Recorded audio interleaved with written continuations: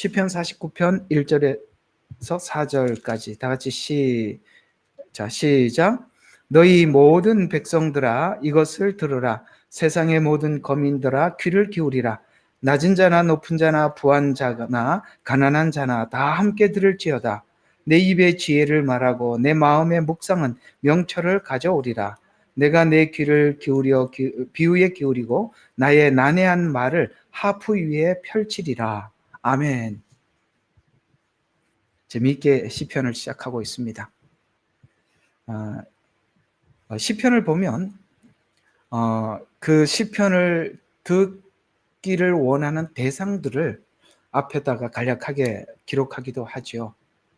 예를 들어서 이스라엘 백성들아 들어라 이렇게 시편이 기록할 때는 신자들을 향한 하나님의 그 시편이라 이렇게 생각을 하시면 됩니다. 근데 오늘은 대상이 굉장히 폭이 넓죠. 누구라고 이야기합니까?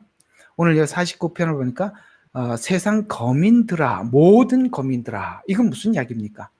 신자든 불신자든 모두 다 이 이야기를 듣고 공감할 것이다. 이런 이야기가 되겠죠. 그러고 보니까 화면 공유를 안 해놨네.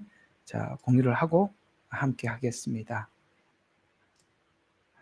그래도 우리는 이제 보고 하는데 익숙해져 갖고 그죠? 안 보면 이상하죠?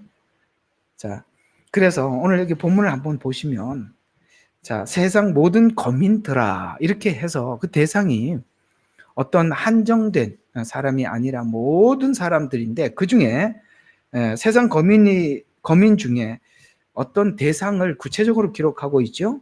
낮은 자, 높은 자, 부한 자, 가난한 자 이렇게 표현함으로써 지금 이 시편을 들어야 될 대상이 굉장히 모든 사람일 뿐만 아니라 누구는 지금 높아져 있고 누구는 낮아져 있고 또 누구는 부해져 있고 누구는 가난해져 있단 말이죠. 그러면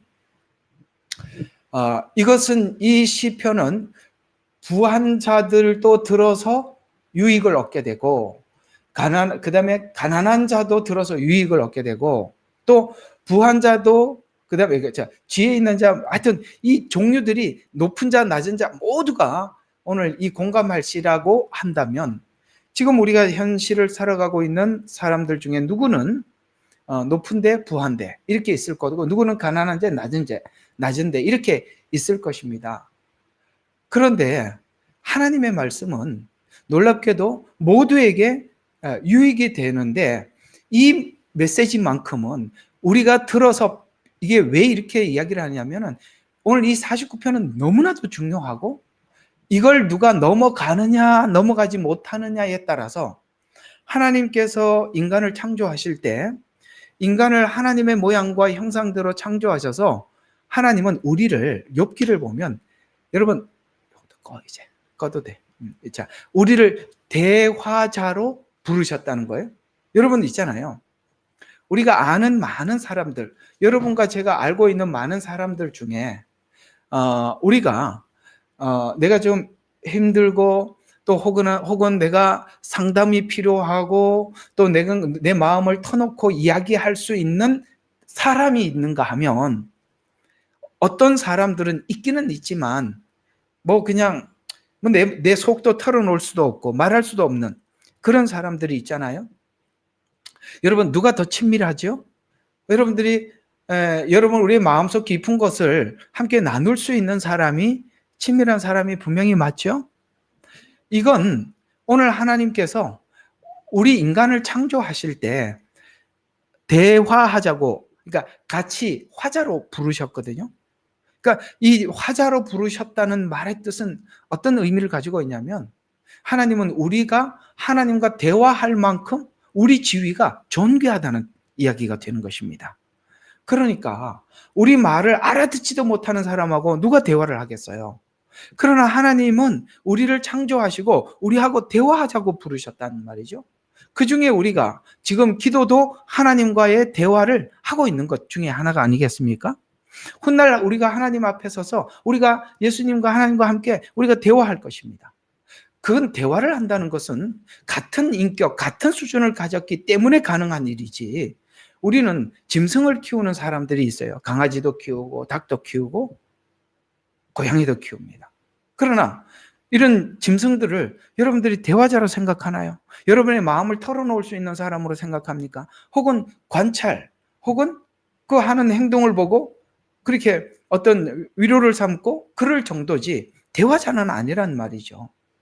하나님은 우리를 개나 고양이나 닭처럼 그렇게 우리를 보고 아이고 귀여운, 아이고 귀여워 이렇게 하려고 하나님이 우리를 창조한 것이 아니라 우리하고 대화를 하자는 것입니다.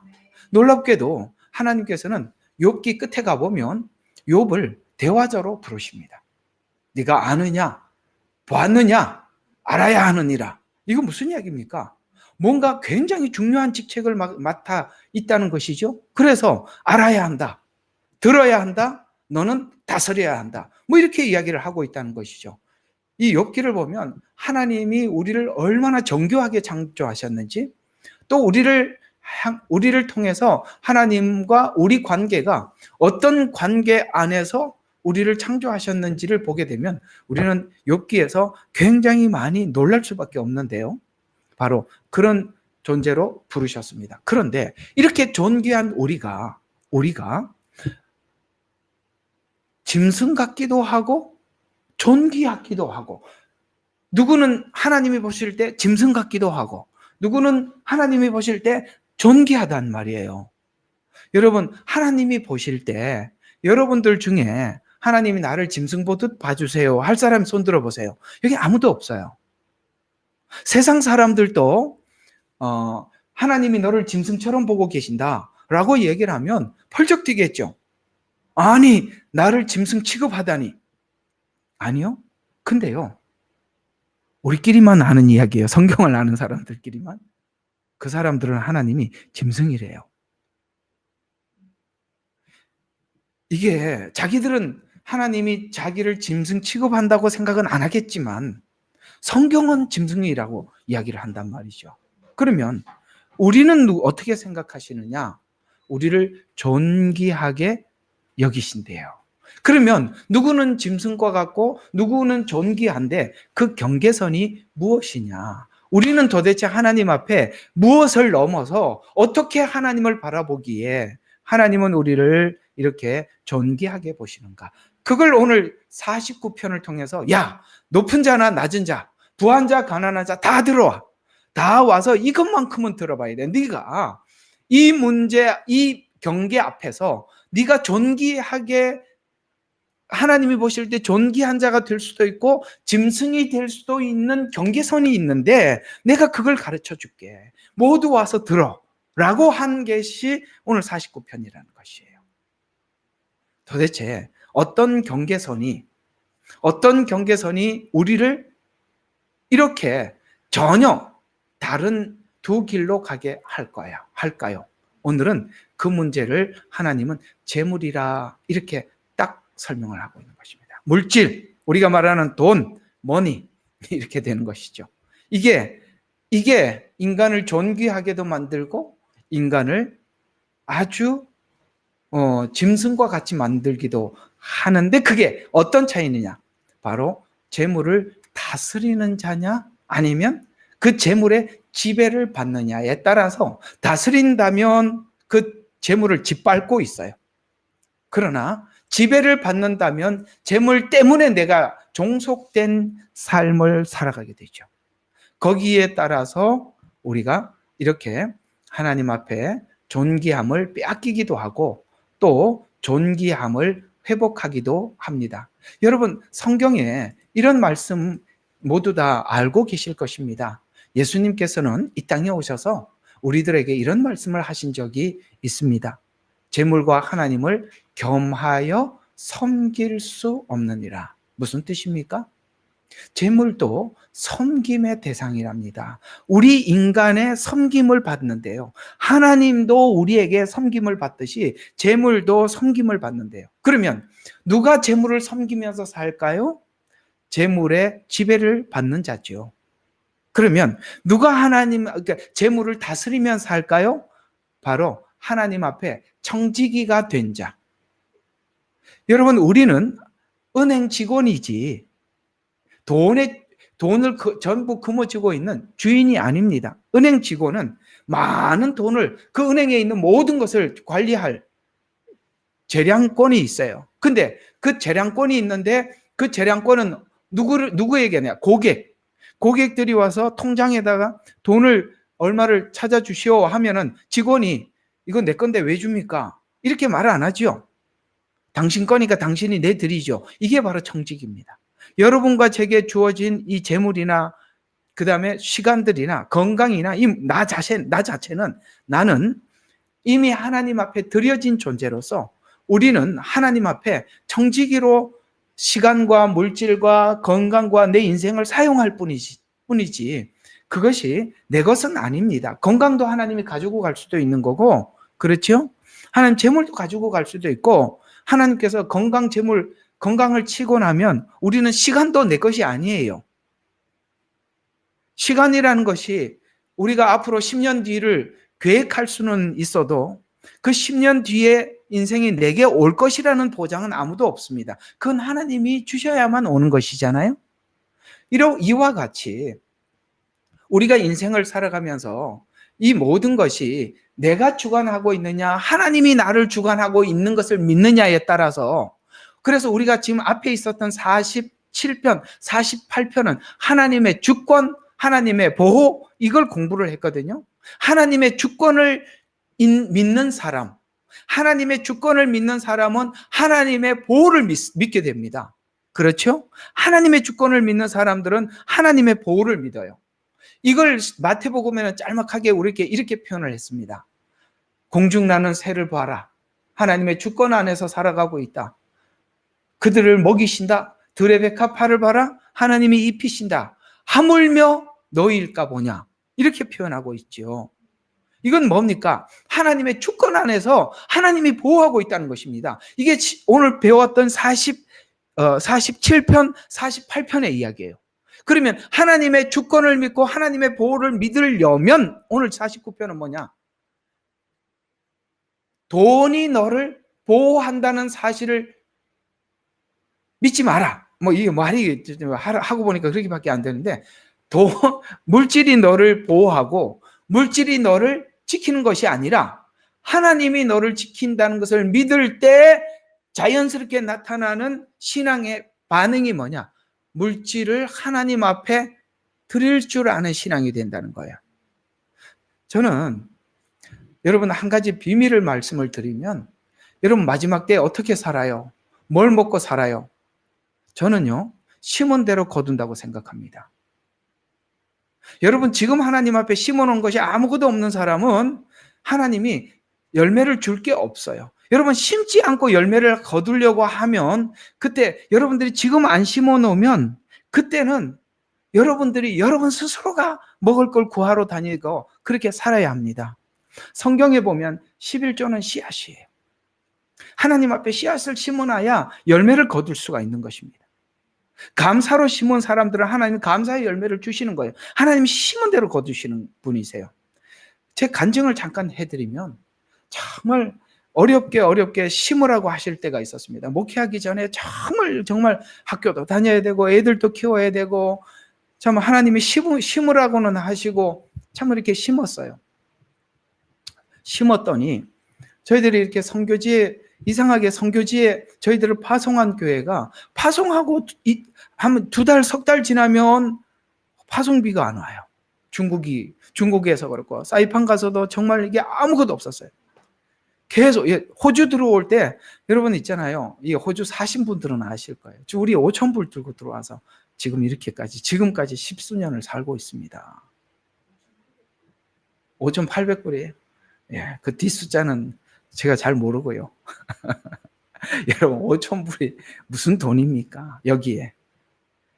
근데 지금까지 하나님 살아났죠. 그때 제가 하나님께 물어봤어요. 하나님, 저희들이 이렇게 집을 주시고 살 거처를 완전히 외국에 가서 이렇게 주셨는데 왜 주십니까? 너무 감사합니다. 라고 하나님 앞에 기도했을 때 하나님이 제게 응답해 주셨어요. 네가 내 집을 건축하는데 건축 헌금하지 않았냐? 그래서 네가 평생 살 집은 내가 준다. 걱정하지 마라. 하나님 필요할 때마다 계속 공급해 주세요. 왜 그렇게 주십니까? 라고 물어봤더니 하나님이 11조로 심었던 거 하나님이 거두어 주시는 거예요. 여러분, 하나님이 주시면 우리가 막 찾으러 다니지 않아도 하나님이 따라다니면서 갖다 주세요. 여러분, 이 마지막 때 뭘 어떻게 준비할 거예요? 뭘 준비해요? 하나님을 믿으세요. 하나님이 주신 걸 공급하는 걸 믿으라는 거예요. 예, 우리가 아껴서 성경에 보면 아껴 보관해도 가난한 사람이 있고 내어 주어도 잠언서에 그러죠? 베풀어도 풍요로운 사람이 있어요. 왜 그렇죠? 그건 믿음으로 하나님 앞에 하는 사람들은 풍요로울 수밖에 없어요. 내가 아무리 아껴 경영을 해도요, 하나님이 풀어내 주지 않으면 무엇도 할 수가 없는 것입니다. 이 마지막 때 여러분들이 하나님 앞에 어떻게 살까요? 라고 묻는다면 지금 하나님께서 뭘 심으라고 하시든지 그냥 심으세요. 이유 묻지 말아요. 왜 심어야 돼요? 그걸 왜 심어요? 하나님이 심으라니까 심죠. 하나님이 심으라 할 때는 어떤 마음이 있냐면 그 심은 거에 대해서 훗날 주고 싶은 거예요. 근거가 있어야 줄 거 아니에요. 뭐가 심어 놓은 게 있어야 야 네가 심은 열매다라고 갖다 줄 텐데 그게 없으니 줄 수가 없지 않습니까? 꼭 기억하세요. 뭐 하든 말든 여러분 자유입니다만 그러나 성경대로 하나님의 보호를 믿으려면 우리가 물질을 다스려야 합니다. 다스린다는 말의 뜻은 이 물질을 다스린다는 말의 의미는 여러분이 잠깐만요. 물질을 다스린다는 것은 하나님 뜻대로 그 물질을 쓴다는 의미가 담겨 있는 것입니다. 오늘 이 부분을 오늘 시편 49편은 말씀하고 있는 것입니다. 이 사람들이 돈 이야기하고 11조 이야기하면 시험이 든다는데 저는 아무 상관이 없는 사람이니까 또 오늘 이 49편은 11조 이야기보다 더 분명하게 이 물질관에 대해서 정리를 해주니 우리 오늘 이 말씀 잘 듣고 여러분들이 존귀한 사람이 되시기를 바랍니다. 자, 그러면 이 사단이 이 물질이라는 걸 가지고 가장 많이 우리를 시험을 해요. 그리고 가장 많이 사용해요. 인간이 가지고 있는 3대 욕구가 있습니다. 예수님이 시험을 받은 것이고 하와가 시험을 받은 것입니다. 오늘 우리 모두가 시험을 받는 것인데요. 그 세 가지가 뭐냐면 소유욕, 명예욕, 정욕입니다. 소유욕, 명예욕, 정욕. 이것이 연령대에 따라서 좀 다르기도 하고 성별에 따라서도 다르기도 합니다. 성향에 따라서도 다릅니다. 그래서 누구에게는 이 소유욕에 대한 이 시험이 굉장히 많은 사람이 있는가 하면 어떤 사람은 명예욕에 대한 시험이 많은 사람들이 있고 또 어떤 사람은 정욕에 대한 시험이 많이 있기도 합니다. 이것이 또 성별에 따라서 여성이라면 소유욕이요, 남성이라면 정욕이고 뭐 이럴 수도 있습니다. 어쨌든 각자가 다르게 성향에 따라서 또 욕심에 따라서 좀 다르긴 합니다만 이 세 가지 시험을 결국은 에덴에서 있었던 시험이나 예수님이 당했던 시험은 이 세 가지 안에 모두 담겨 있는 것입니다. 이것이 요한일서인가? 거기에 보면 이생의 자랑과 그 다음에 하여튼 이 세 가지가 그대로 안목의 정욕과 육신의 정욕 이렇게 나옵니다. 이게 우리 언어로 표현하면 소유욕, 명예욕, 정욕 이렇게 되는 것입니다. 이걸요 사단이요 평생 우리를 시험하고 또 우리를 괴롭히거든요. 근데 이것을 다스리는 사람은 자유하고 이것을 다스리지 못하면 평생 이 문제 가지고 하나님과 기도하고 씨름하며 그게 하나님 앞에 기도하는 것의 전부고 신앙생활의 전부가 될 수도 있다는 것입니다. 이걸 지배하느냐 지배당하느냐에 따라서 짐승이 되느냐 존귀하느냐 그 사이를 오가게 되는 것입니다. 자, 예를 들어서 이 세 가지 시험을 우리가 그런가요? 라고 질문을 한다면 이럴 때는 예를 들어주는 게 참 좋겠죠. 예를 들어서 이 세 가지 시험에 대한 정리를 어떤 한 갑부가 있다고 생각합시다. 그는 뭐 많은 것을 할 수 있는 권리를 가지고 있잖아요. 갑부가 됐다는 것은 많은 재정을 가지고 있는 것이고 재정을 가지고 있기 때문에 자기가 필요한 것들을 언제든지 구입할 수가 있고 활용할 수 있는 지위에 있는 상황이 아니겠어요? 그 우리가 한 갑부가 있다고 예를 들어 봅시다. 돈이 많은 사람은 재물에 대한 마음의 지배를 받게 되면 이상하게도 필요 이상을 집중하게 돼요. 그렇죠. 이상하게 우리는 재벌들을 보면 어떤 생각이 드냐면, 야, 저 정도면 충분한데. 그죠? 그래서 앞으로 비전이 뭐냐 물어보면 뭘 더 확장을 하고 뭘 더 하고, 아니, 자기는 그만하면 충분한데 뭘 또 확장을 하겠다는 건가? 라고 생각을 해보면 아주 그 온천하를 다 손아귀에 넣으려고 그래요. 권력을 가져도 그렇고 또 이렇게 물질을 가지고 재정을 가져도 그렇더라는 것이죠. 다 알고 보면 우리가 그래요. 우리는 이제 그런 세대지 않습니까? 걸어 다니다 자전거를 타다 오토바이 타고, 저도 참 가난하게 살았기 때문에 저는 이렇게 시골에, 그래도 그 강원도 영월에 살면 그렇게 시골은 아니었어요. 옛날에 뭐 수학여행도 많이 오고 그랬던 곳이지만, 그런 곳임에도 불구하고요. 사실 제가 초등학교 다닐 때는 동네 TV를 가지고, 흑백 TV 가지고 있는 사람이 몇 없었어요. 그래서 저녁이면 동네 애들이 빨리 와갖고 그냥 저 저녁에 하는 드라마 본다고, 그 좀 문 안 열어줄까봐 참 잘 보이려고 애를 쓰고, 그 다음에 동네 자전거 있는 사람 몇 사람 없었어요.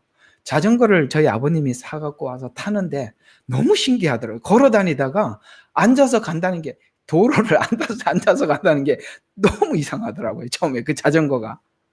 야, 그래서 야, 이렇게 사람이 길을 다닐 수도 있구나. 그러다가 나중에 힘들더라고요. 오르막 올라가려니까. 오토바이 타고 다니니까 너무 이상한 거예요.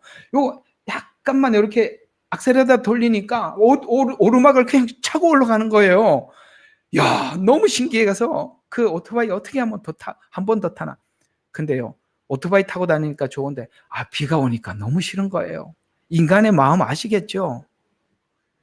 그래서 저희 집이 최초로 산 차가 티코예요. 대우에서 나온 거. 티코를 타고 다니니까 어쩌면 그렇게 좋아. 비 와도 상관없어. 그지요? 그런데 나중에 타보니까 이게 위험하더라고요.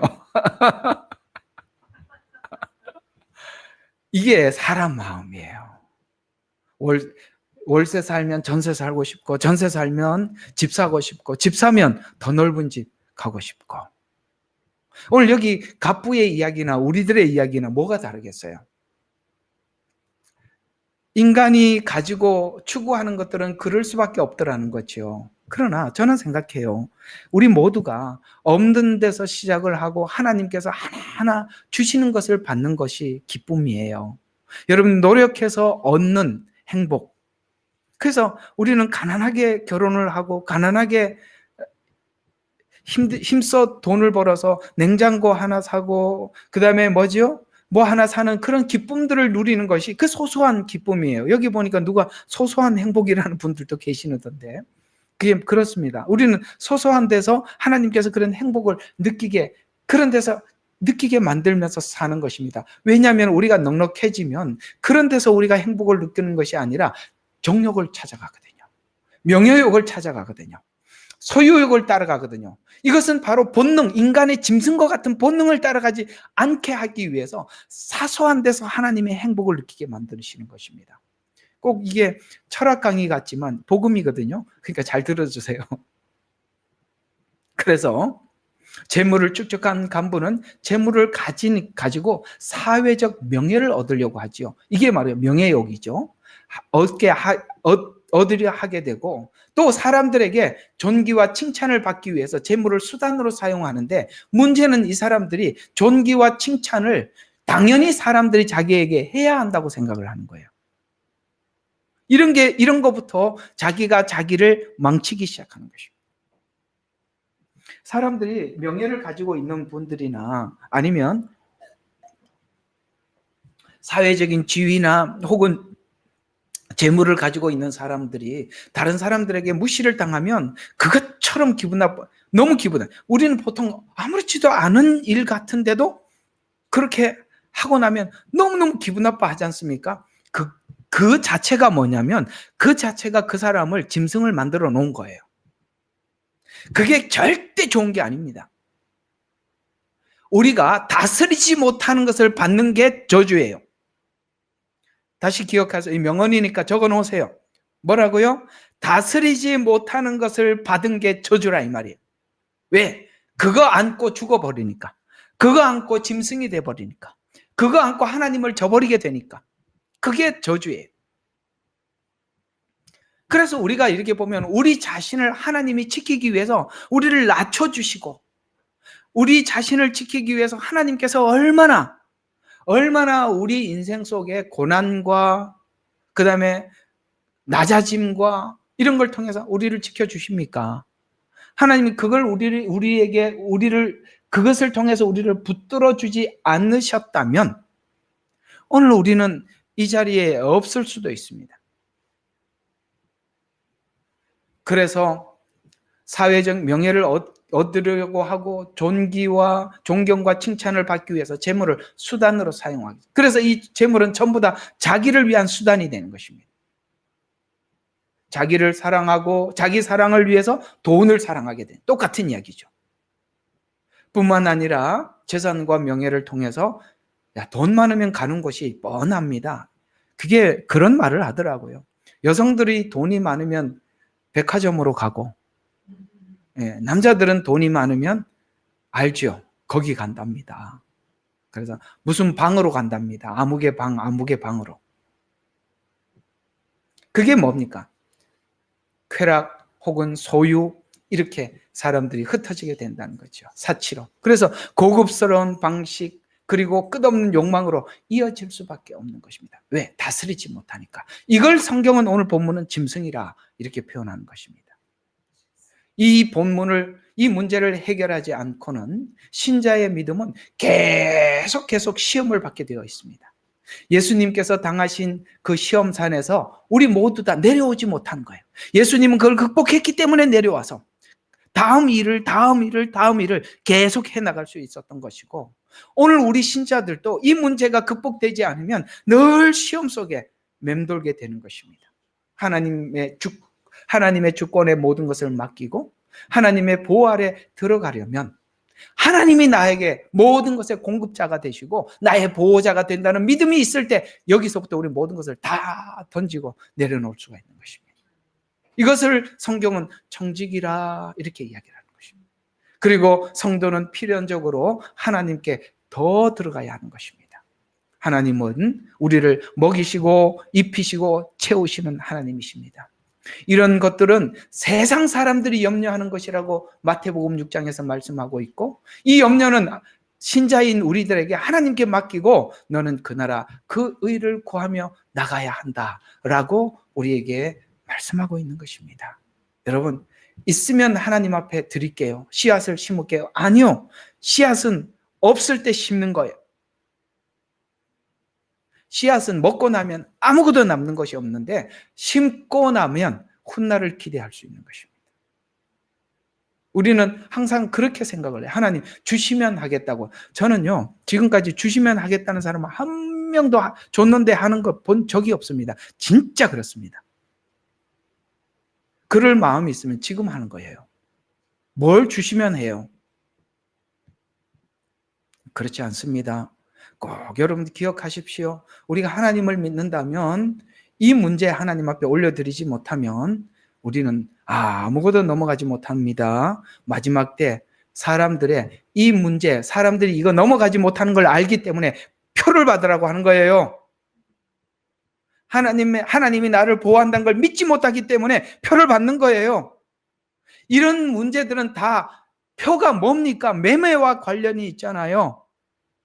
매매는 뭡니까? 내가 지금 필요한 것을 그 매매를 통해서 사람들이 생각하고는 상식선 안에서 이렇게 받아야 한다고 생각하기 때문에 그렇잖아요. 하나님을 믿는 사람은 하나님의 마지막 때 하나님께서는 광야의 이스라엘에게 메추라기를 주신 것처럼 만나를 주신 것처럼 마지막 때 하나님의 보호는 하나님으로부터 공급받는 거예요.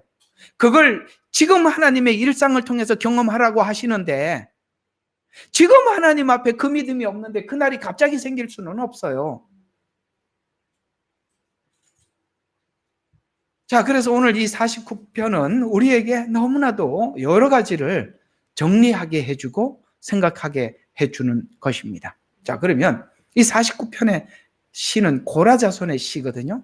그러면 자, 이게 이제 앞에 있는 이 전체 시편과 어떤 연관이 있는가? 일단은 이게 살펴볼 필요가 있을 만큼 이 시의 무게는 무겁습니다.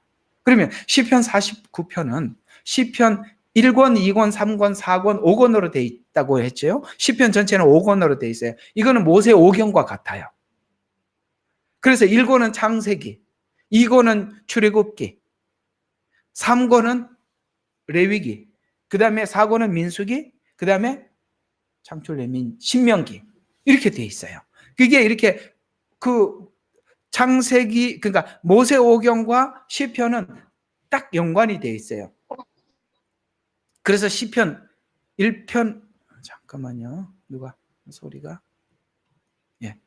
시편 1 자, 시편 그 49편은 시편 2권, 그 42편부터 72편까지가 2권에 속해 있는데 시편 그러니까 시편의 두 번째 권은 하나님을 표현하되 하나님을 표현하는 이스라엘 사람들이 표현하는 여러 가지 방식이 있어요.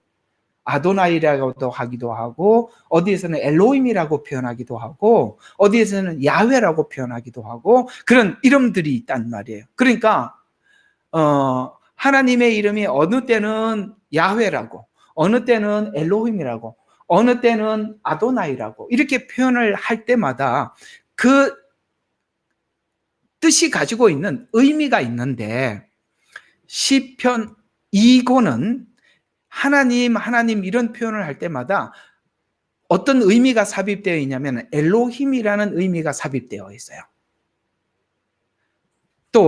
그리고 또 시편 49편은 지혜시로서 지혜. 그러니까 우리가 이걸 이해를 하고 이걸 믿음을 가지면 우리가 지혜가 생긴다는 거거든요. 그렇죠. 우리가 물질에 대한 이해가 없이는 하나님의 지혜가 생길 수가 없어요. 왜냐하면 하나님에 대한 지혜를 물질이 다 막 가로막고 있어서 물질에 대해서 잘못 오해를 하는 사람은 하나님에 대해서 아무리 설명을 해도 이게 설명이 안 돼. 맞지요? 그러니까 기복신앙에 깊이 빠져 있는 사람들에게 복음적인 설교를 하면 알아듣지를 못해. 왜? 돈을 위해서 예수를 믿거든요. 하나님 앞에 돈 달라고 예수를 믿기 때문에 돈을 내려놓으라 라는 말을 알아들을 수가 없다는 거예요. 왜냐하면 돈을 가져야 보호를 받는다고 생각을 하고 있는데 손을 펴라. 하나님 앞에 심어라. 이렇게 얘기를 하면 전혀 알아듣지를 못하잖아요. 그런 것처럼 말이죠. 우리가 이 물질에 대한 이해를 해야 지혜가 생겨요. 하나님에 대한 이해가 생기고 지혜가 생기고 그 지혜가 믿음이 돼요. 그러면 이 49편은 뭐냐면 세상의 부와 영광이 덧없다는 거. 우리가 죽기 직전에 다 아는 건데 지금 알아야 된다는 거예요. 지금. 왜 죽기 직전에 딱 숨이 꼴딱꼴딱 할 때 왜 그때 알면 아무 소용 없어요. 지금 알아야죠. 그래서 세상의 부와 영광이 아무 덫이 없다. 또 하나님의 구원의 영원성 그 둘을 대조한다는 거예요. 여러분 우리가 아무리 금어지고 아무리 좋은 것 먹어도요. 우리가 젊어질 수는 없어요. 보톡스 맞는다고 여러분 우리가 이게 아니라고요. 아시죠? 아무리 건강한 먹어도 소용없어요. 옛날 오늘 이런 이야기가 참 그러니까 이런 이야기 참 하는 김에 한번 해보자고요. 옛날에 어떤 분이 저는 이렇게 하나님이 진짜 공평하신 분이라는 것에 어떤 부분에 대해서 동의를 하냐면 여러분 돈 많은 부자들은 하루 종일 먹어도 괜찮아. 이렇게 했다면 진짜 돈 많은 게 좋죠. 하루 종일 먹을 수 있으니까. 하나님이 돈이 아무리 많아도 하루 종일 못 먹게 만들었어. 돈이 아무리 없어도 세 끼만 먹게. 요즘 이제 나이가 들면은 세 끼 먹는 것도 부담스럽죠, 그죠? 근데 누가 더 맛있게 먹는지 아세요? 노동자들이 맛있게 먹어요.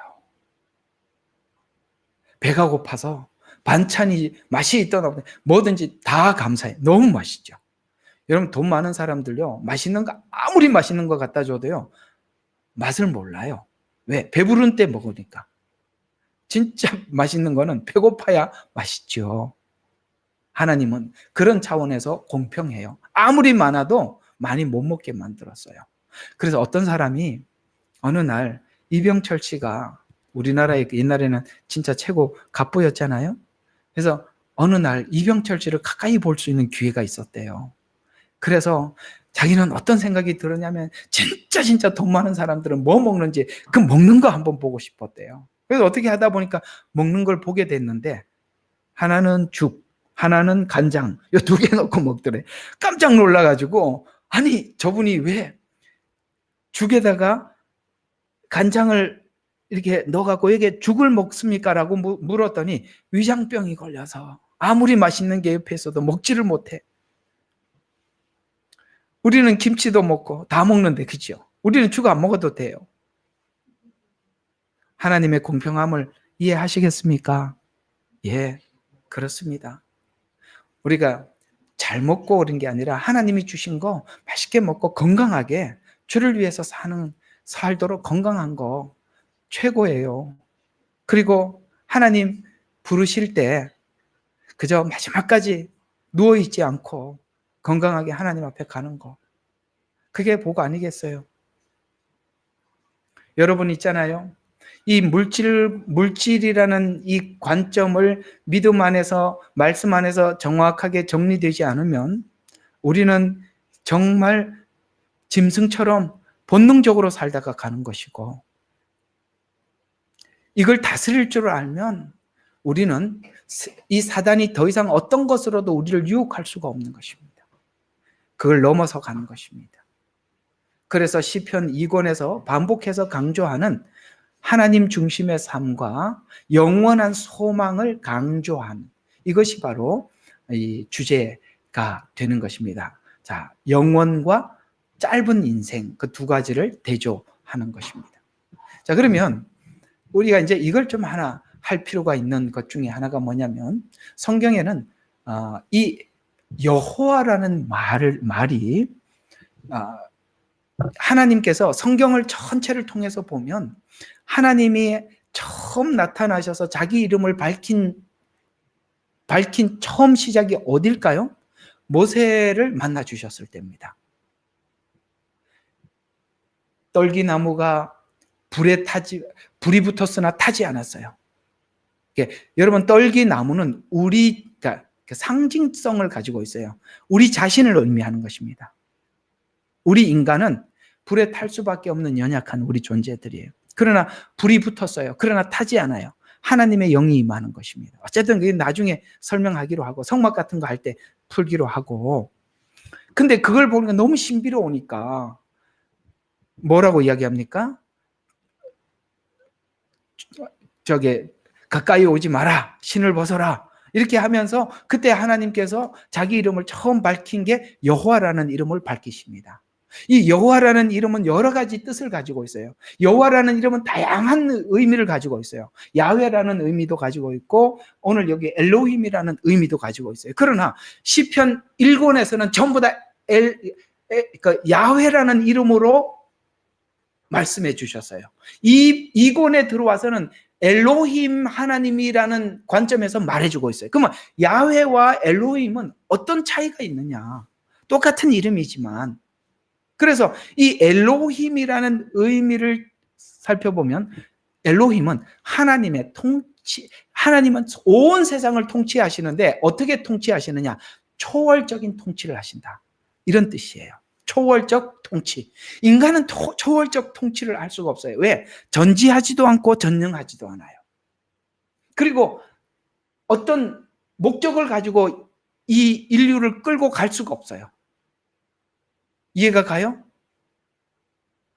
예를 들어서 적그리스도가 등장한다고 가정합시다. 가정하는 게 등장하겠죠?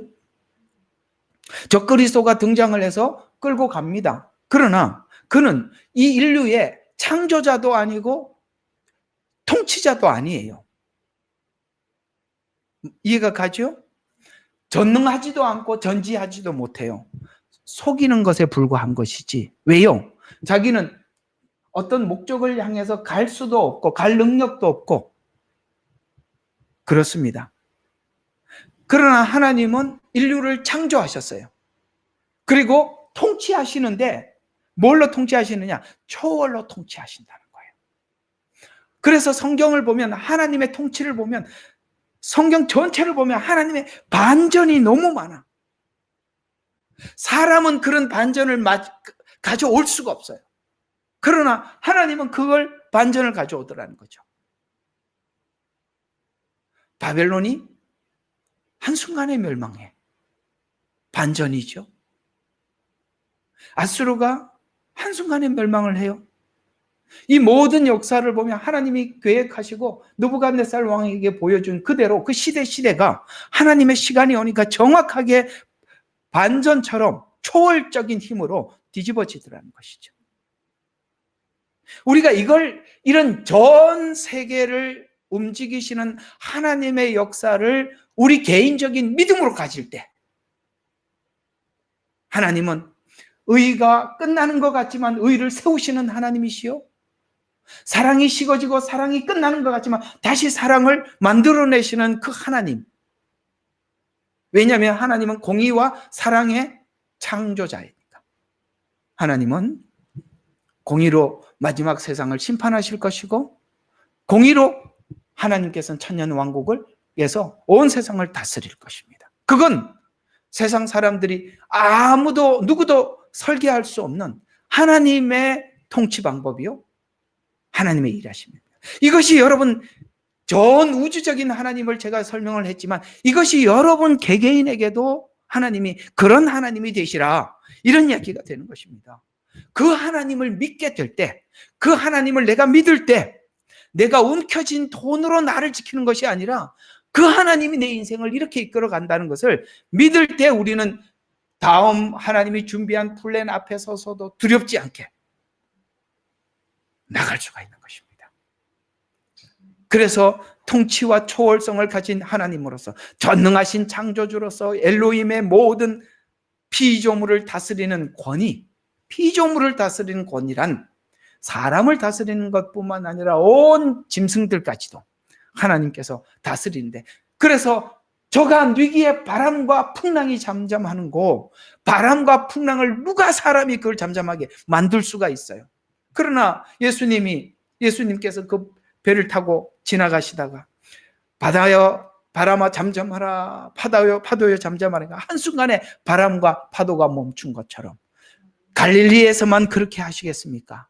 온 우주 만물을 다스리는 마지막 나팔 재앙에 나팔을 불 때 하나님께서 하늘에 별이 떨어지고 수목에 불이 붙고 바다가 죽고 강이 피같이 변하고, 이 모든 일들을 하나님은 하나님의 주권적인 초월적인 통치권 안에서 다스리는 것을 우리는 마지막 7년 환난을 통해서 온 우주가 보게 될 것입니다.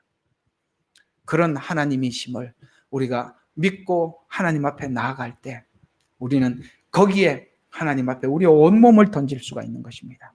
그 몇 푼 안 되는 돈이 우리를 절대 지켜줄 수 없어요. 여러분, 은행에서 돈을 맡겨놨더니 나중에 은행이 부도가 나면 주네 마네 이런 소리를 하고 있잖아요. 안 그래요? 그 맡긴 거 우리 다 내가 가질 수 있다고 보장할 수 있어요? 못합니다. 돈이 우리를 밥을 먹이는 게 아니라 쌀이 우리를 먹여주는 거예요. 돈이 쌀이 안 되면 아무 소용없는 거예요.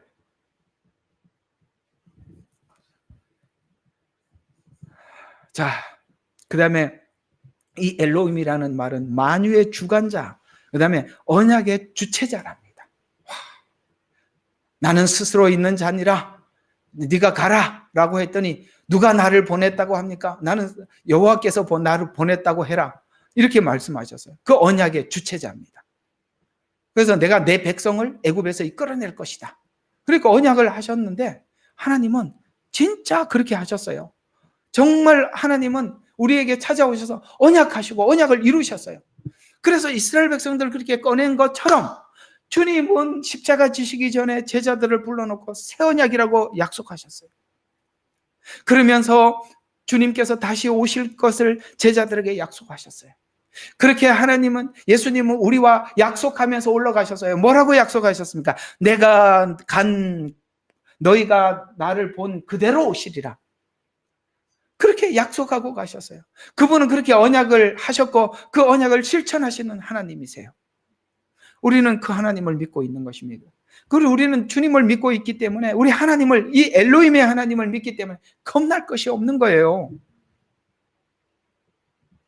그래서 그 하나님은 언약의 주체자요, 그 다음에 심판자시며 구원자시다. 엘로힘 하나님은 믿는 자에게는, 우리에게는 반석이 되지만 심판을 받는 자들에게는 하나님의 공의가 그 심판을 집행할 것입니다.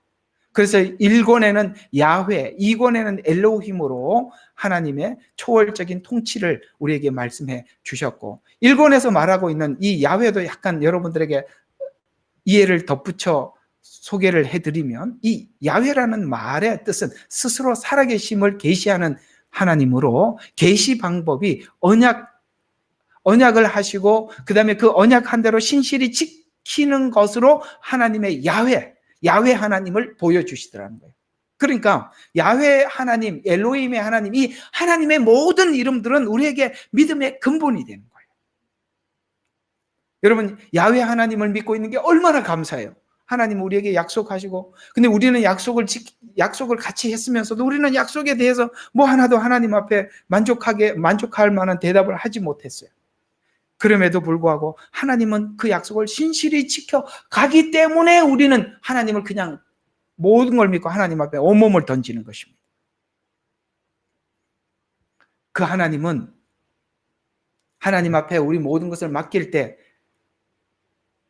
엘로힘의 하나님으로 찾아오셔서 우리를 통치하시고 우리를 보호하시는 것입니다. 이게 시편이 우리에게 주고자 하는 메시지요. 그걸 우리가 얻기까지 우리 시편과 같은 시간을 보내야 한다. 욥이 보낸 시간을 보내야 한다.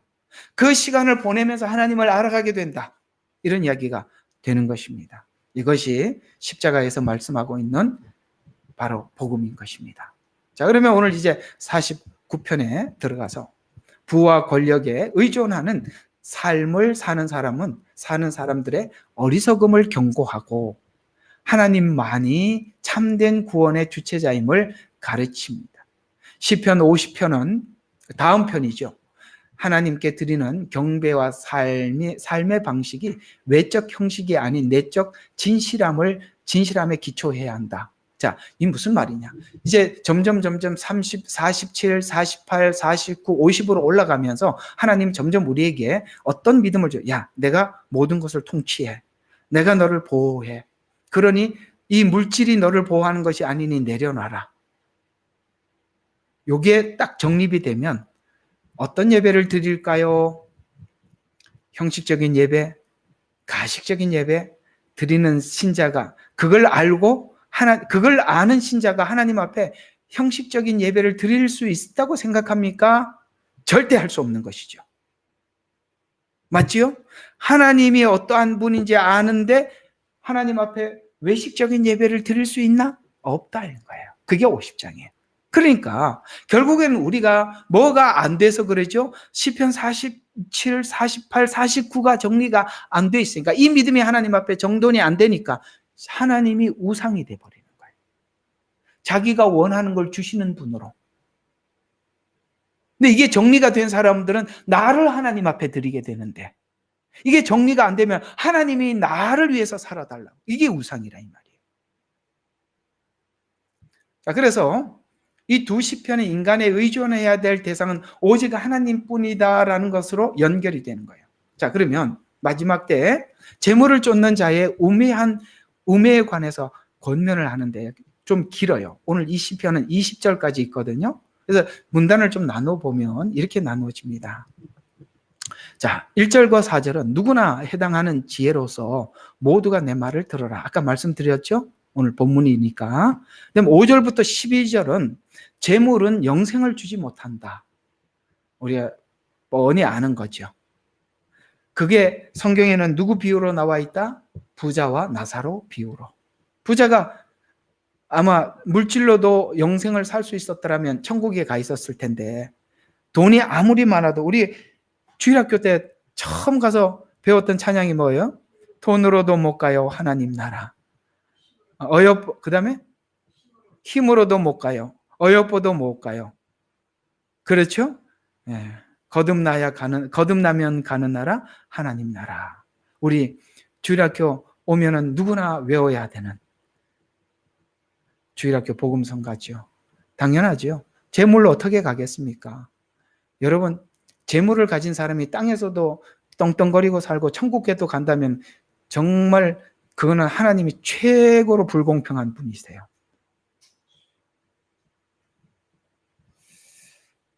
그래서 그런 이야기고, 자, 그래서 영생을 주지 못한다. 재물을 추구하는 자는 우매한 짐승과 다를 바 없는 인생을 산다. 13절과 15절은 세상의 부귀를 쫓는 자와 의인은 상반된 종말의 운명을 가지게 되는데, 사망과 음부의 권세가 세상의 부귀를 따라가는 가는 자들에게 뒤따른다. 이런 이야기가 되는 것입니다. 그래서 우리는 우리 신앙이 소망이라고 로마서가 말하는 것은 종말론적이라는 뜻이에요. 우리는 당장 뭐가 보이는 게 없어요. 그러나 마지막, 그래서 믿음이 필요한 거죠. 자, 그 다음에 16절에서 20절 마지막은 세상의 부귀의 헛됨으로 그 영광은 더할 것이 없고 아무리 존귀한 자라 할지라도 멸망하는 짐승과 같다. 여러분, 세상의 영웅 호걸들, 힘있고 능력이 있고 세력이 있던 사람들 다 무덤이 있어요. 그죠? 다 무덤이 있어요. 이게 인생의 최종 종착지 아닙니까? 그리고 세상 사람들은 이게 종착지라고 생각을 하기 때문에 물질에 연연하게 되지요. 그럼 우리는 여기가 종착지가 아니라는 거 다 알기 때문에 왔잖아요.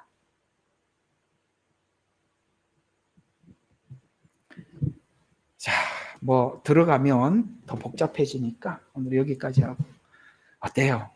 예수 잘 믿은 것 같아요? 행복하지요? 예, 힘들어도 기쁘지요? 얼마나 감사합니까? 네. 우리는 세상에 무엇과도 바꿀 수 없는, 어떤 것도 부럽지 않는 하나님이 우리와 함께 하시잖아요. 그러니 여러분, 그저 세상에 그저 매달려 살지 마시고 우리 주님 의지하고 살아갑시다.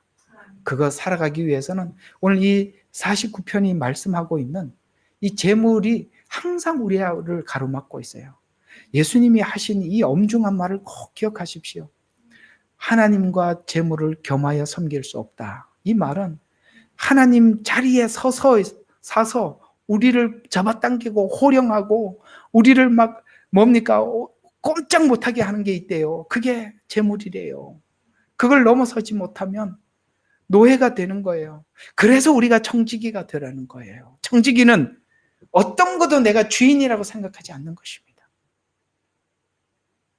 주인의 것을 맡아 관리하는 자, 관리자예요. 관리자.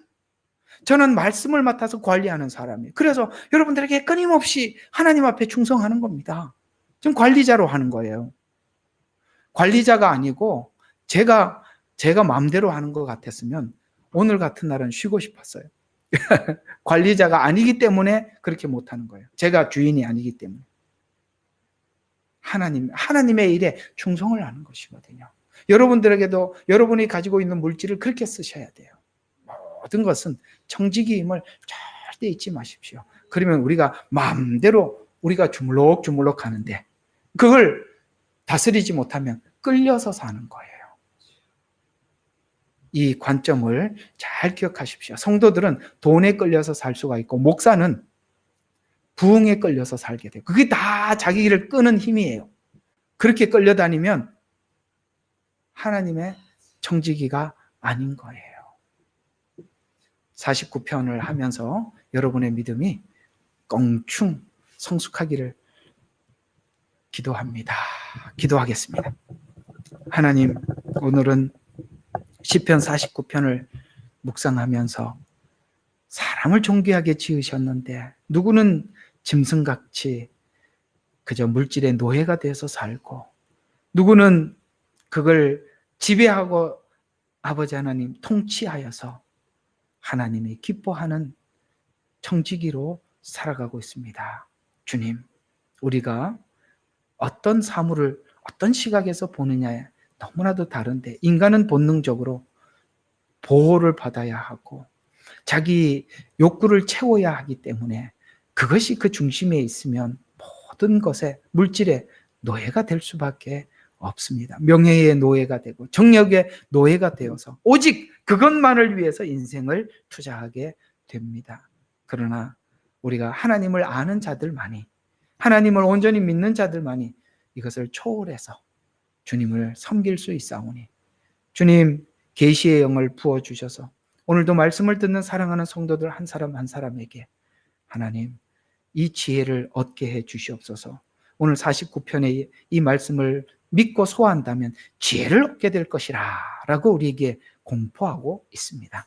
이 지혜의 믿음을 다 소유하게 하옵소서. 예수님 이름으로 기도합니다. 아멘. 예레미야의 눈물은 시대에 맞는 말씀 선포와 변질되지 않은 순수 복음을 외치고 있습니다. 함께 연결되어 하나님께 예배드리며 이 마지막 때에 하나님께 쓰임받길 원하시는 분은 카카오 채널로 연락 주시면 연락드리도록 하겠습니다. 고정 댓글에 채널 경고와 착제에 대비한 예비 채널과 제2채널 링크를 올렸습니다. 이 채널 또한 구독 부탁드리겠습니다. 감사합니다. 우리는 역사상 가장 중요한 시점을 지나고 있습니다. 하나님께서는 하나님의 일을 하시기 전에 사람을 준비시키셨음을 우리가 알고 있습니다. 하나님 말씀은 마지막 때에 대추수, 대부흥의 때가 있다고 분명히 예언하고 있습니다. 아멘. 하나님의 말씀이 그대로 성취될 것을 믿습니다. 예레미야 눈물은 잠자는 교회와 영혼을 깨우기 위해 노력하고 있습니다. 이 가슴 뛰는 일에 함께 하길 원하시는 분은 카카오 채널로 연락 주시기 바랍니다. 당신은 위대한 하나님의 사람입니다.